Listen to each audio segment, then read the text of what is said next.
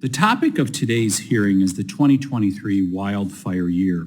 What used to be called fire seasons has now morphed into fire years as wildfires blaze year-round.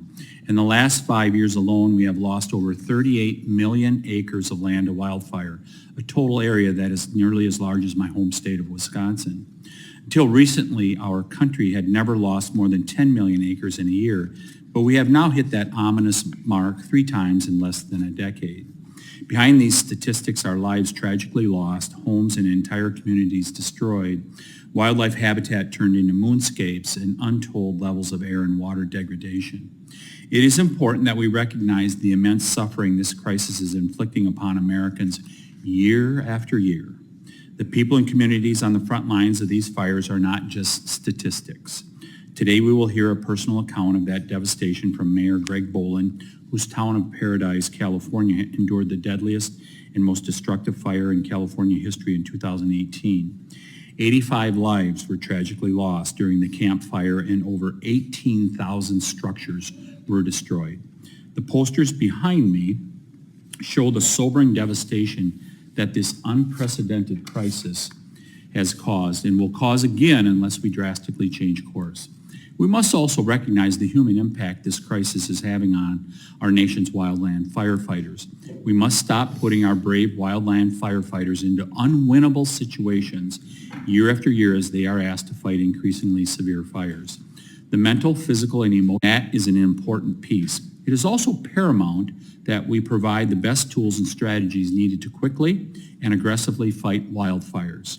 Finally, we must ensure that the brave men and women serving in this important profession are equitably compensated and provided with resources and benefits they deserve. Encouragingly, we are no longer debating the cause of this crisis in this committee. There is growing consensus that active forest management must be restored to the overgrown and unhealthy forests fueling our catastrophic wildfire crisis. And I am encouraged to see that all of the witnesses before us today appear to agree with that important premise. However, I must caution that much work needs to be done to address the systemic hurdles blocking the type of paradigm shift needed to truly confront this issue. My Democratic friends have consistently argued that increased funding for hazardous fuels treatments and wildfire suppression is all that is needed to confront the crisis.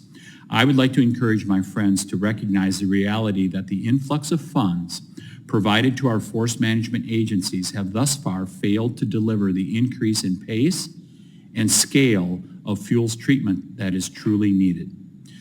Onerous environmental regulations and frivolous litigation from extreme environmental groups remain the primary obstacles blocking the type of forest management necessary to truly turn the tide against this crisis.